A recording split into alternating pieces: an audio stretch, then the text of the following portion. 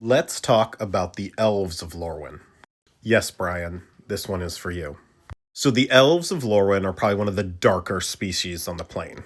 They have a strict caste system based on beauty, and anything that doesn't meet their standards of beauty is called an eye blight. Now, back during the original Lorwyn block, the elves functionally controlled the plane, so they got to do whatever they wanted. In modern Lorwyn, however, they suffered so many losses from the Phyrexian invasion and were forced to work with the other peoples of the plane that while they still have a lot of this, they are forced to actually work with other people. While there are different groups of elves, the main one that we see in the sets are the Gilt-Leaf Elves, and their main city is a place called Lys Alana. The palace there being Dawn's Light, and that's where the monarch lives. Their current queen is High Perfect Morcant. Now remember I mentioned they had a strict caste system. At the top are the perfects. They're usually born into this. These are the highest ranking folks among the elves. Below them are the exquisites. These are like the officers in their army, which is sort of divided into hunting packs. Below that are the immaculates. Immaculates are sort of raised. They can be raised from a lower caste, and they usually have a valuable role for the people, the Gilt-Leaf. In modern Lorwyn, they're sort of the diplomats to the other peoples.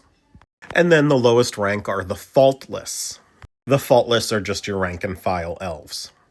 On the Shadowmoor side, however, this dynamic shifts. The elves are still protectors of beauty, but they tend to be more heroic. To them, beauty is anything that like inspires hope or is light in the darkness of Shadowmoor. They live in cities or settlements called safeholds, and whereas on the Lorwyn side, they're probably the darkest, on the Shadowmoor side, they're the lightest of the peoples there. They're the most hopeful, the most heroic.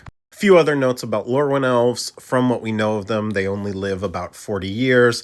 They can live longer, but because of their standards of beauty, like people who do live longer tend to disguise themselves with glamours.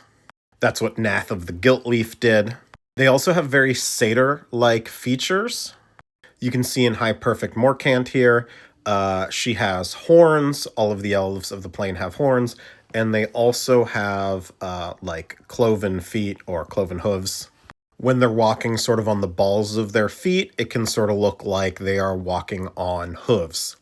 But it can also look like they are walking on the flats of their feet there. Anyway, if you want to know more, make sure to check out the Planeswalker's Guide to Lorwyn Eclipsed. And we just met High Perfect Morcant during the Lorwyn Eclipse story, which is still playing right now. Spoiler, she's not great. Although her art is...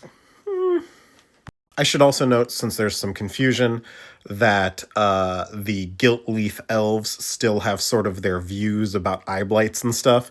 They are just sort of forced to work with people they think are beneath them now. So it's become more of a we don't say this out loud to other people kind of thing now. And that's Lorwyn Elves.